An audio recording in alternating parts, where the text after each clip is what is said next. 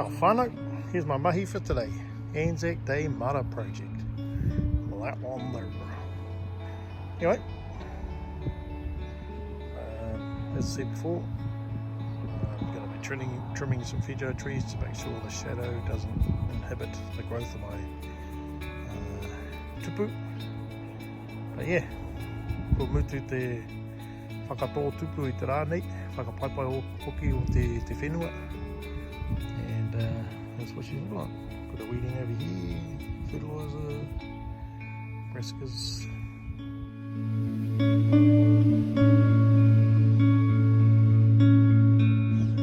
Kia ora whānau, how's it going? Hey, welcome back to Kaitiaki Māra Backyard Gardens. It's Anzac Day here in New Zealand, and the rest of the day I'm actually going to spend in the Māra. I need to reconnect and just ground myself a little bit. I've been busy really with a lot lately, so yeah, so I need to get my feet back into the Māra and my hands and just reconnect to the soil. As you know, it's all about soil health in regards to your gardening. So what I'm going to do is tidy up that bit of dirt there that the rangatahi did last week and plant it out. So yeah, got some soil, seedlings, fertilise it and so forth. And as we planted this one out a couple of weeks ago, look at that, looking pretty good. Those are cabbages, broccoli, bok choy and silver beet up the back there.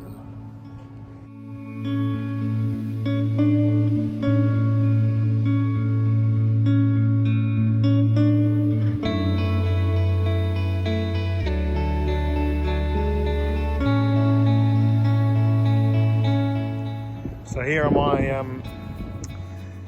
getting ready to convert this bed that our rangatahi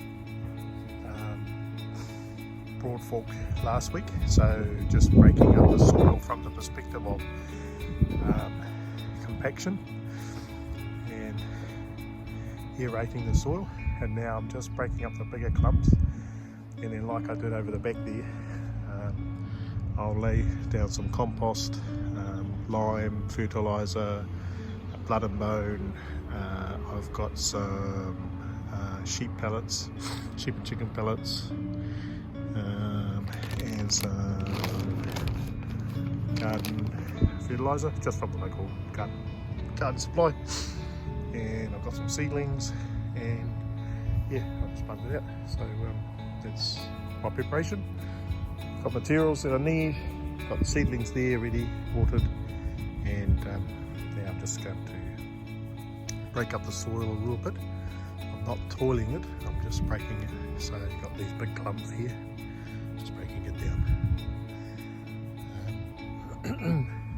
Yeah, so mataki tonu.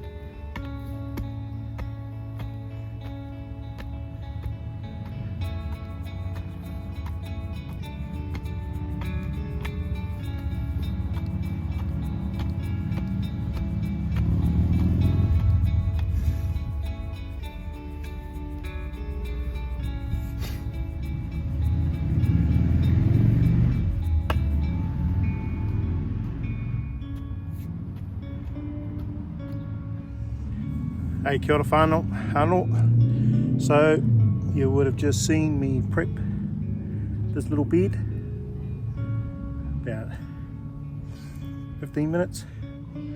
Now, just to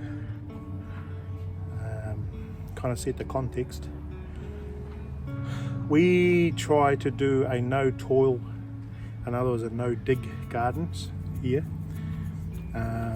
And the purpose for that is we're wanting to allow the nutrients that's already in the soil, that's already here, not to be exposed for too long to the sun and to the environment or the conditions that we find ourselves.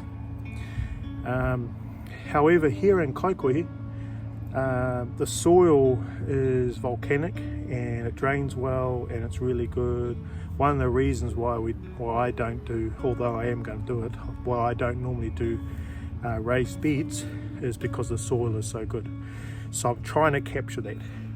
And as you would have seen in my earlier videos where I did 2 weeks ago, the plot that's beside us, this one here, I'm just doing the same. What I'm trying to do firstly, I'm trying to get back to the original state of our Māra relationship to the soil, so I'm trying to connect it to the soil. But I will be putting in my prepared materials that I got over here: lime, compost, fertilizer in relationship to seed fertilizer. When it comes to planting, I'll be putting in blood and bone, and the materials with my seedlings. So what I've just done there, really, so last week if you saw the kids, young rangatahi doing their mahi, what they did is a broad fork went through, and all that did was to aerate the soil, to give air to it. So oxygen to feed it, but also soil gets compacted, and I need to give a bit of breakthrough in there, so as the roots go down, they can go further down into the gaps and the nooks and crannies that have been exposed for them. But I'm not tipping it over. And all I've done here now is just gone through with my little axe here and broken up the big clumps, and so I'll be just laying now my lime on here, which you'll see, and then put my topsoil on. But first thing I need to do is I need to lock up my chicken, because my chicken is now starting to be very interested in what I'm doing. So hey needs to go away for a couple of hours. Okay, hei kona.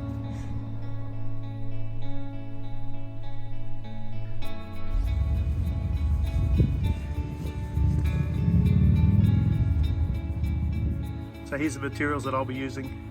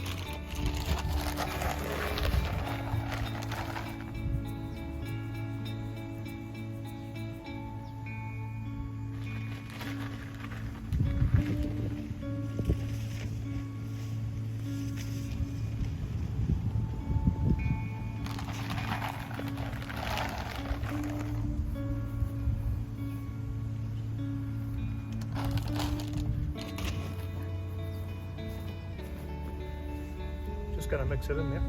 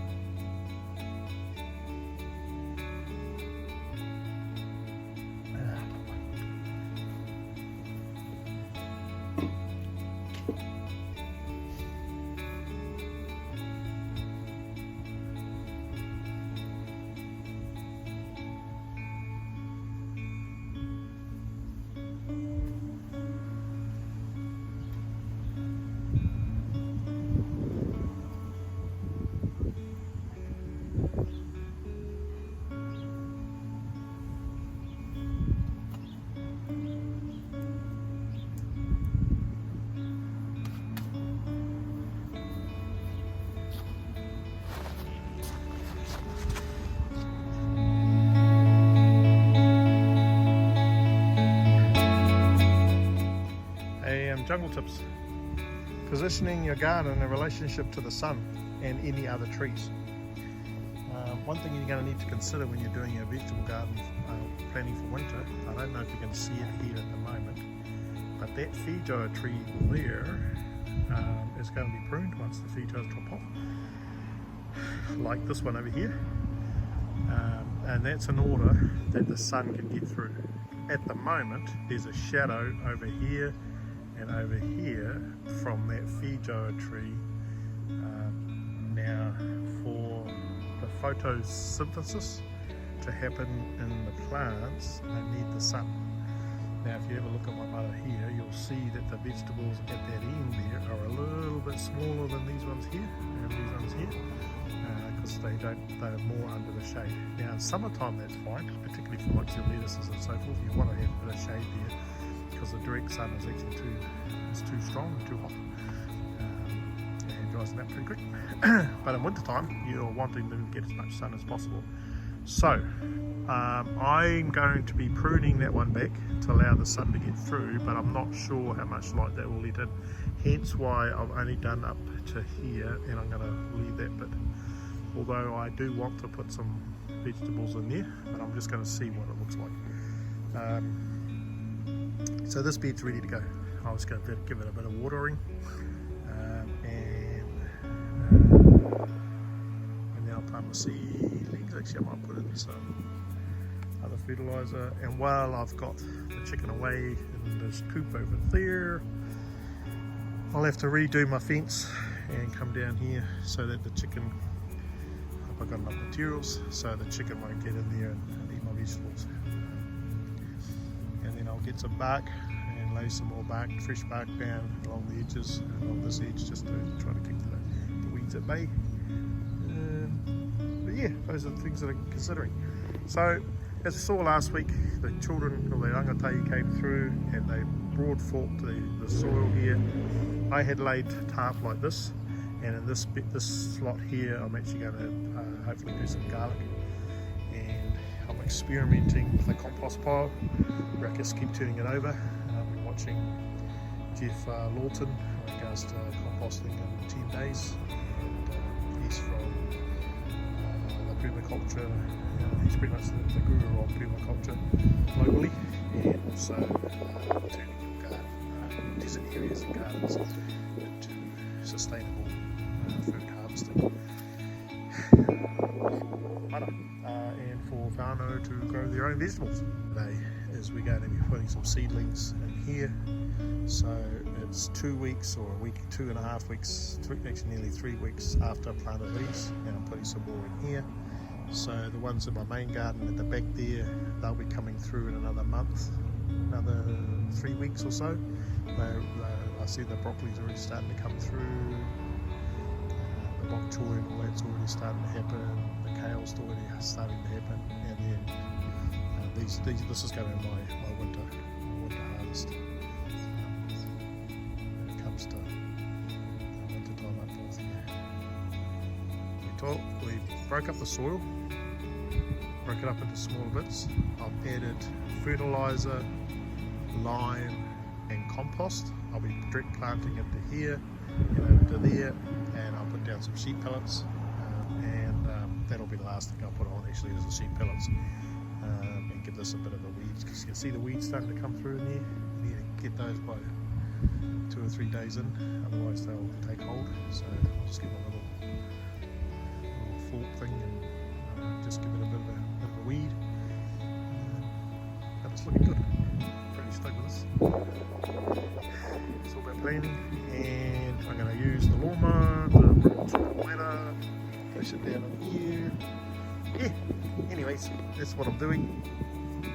My Anzac Day, back in the Māra, reconnecting to the soil. And again, as I said before, the soil is that's your take. If you've got bad soil, you ain't going to go anywhere. Now, there is a difference. Let's have a little lesson. There is a difference between soil and dirt. Soil has microorganisms in it. It has all the bacteria it needs. It has all the fungi in there it needs.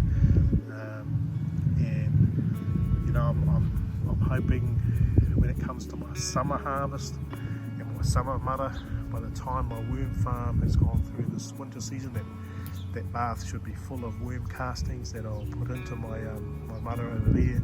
So I'm reintroducing the right microorganisms back into the soil, and protecting it and nurturing it and looking after it and feeding it. You know, you go to places like deserts, there's just dirt. Erosion has happened, all the nutrients have been extracted out of the soil, and it's basically dead. And so you're having to look out. Your soil is the one that you need to look after. And I'm saying this on multiple spaces, whether it's our word on Monday or at church, or just the soil. And you know what? The soil represents your heart. The soil represents the things in your life that you grow in and that you feed, and what you feed yourself on. What captures the attention of your eyes? What captures the attentions of your thoughts? What captures your attention of your spending, your money? Where does your money go? That'll tell you where your soil is and what your soil's like. And so yeah, this is a direct lesson for us about our heart, about our wairua, about the mauri that we put in. What are we feeding ourselves, and how we're looking after our soil and the soil of the next generation to be able to plant trees. Anyway, take on it. I'll just carry on doing what I'm doing, and you'll see eventually there'll be plants in here.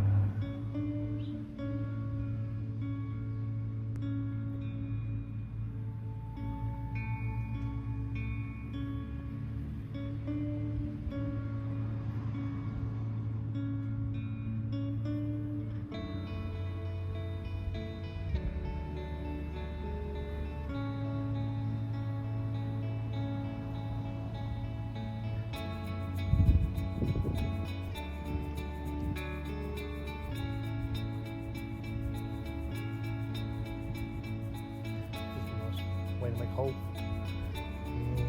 300 mil. Yep, 22. One bone.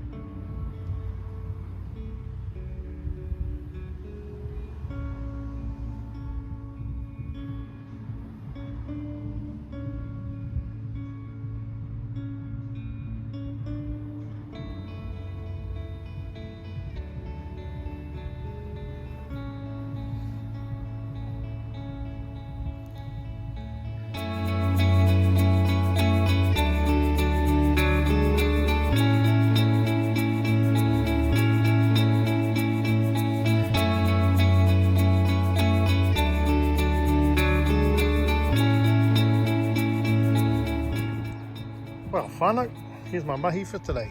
Anzac Day Māra project. Well, that one there. Anyway, as I said before, I'm going to be trimming some whijo trees to make sure the shadow doesn't inhibit the growth of my tupu. But yeah, ko mutu te whakatō tupu i te rānei, whakapaipai hoki o te whenua. And that's what she's like. Got a weeding over here, fertiliser, brassicas, 2 weeks more than those ones. There we go.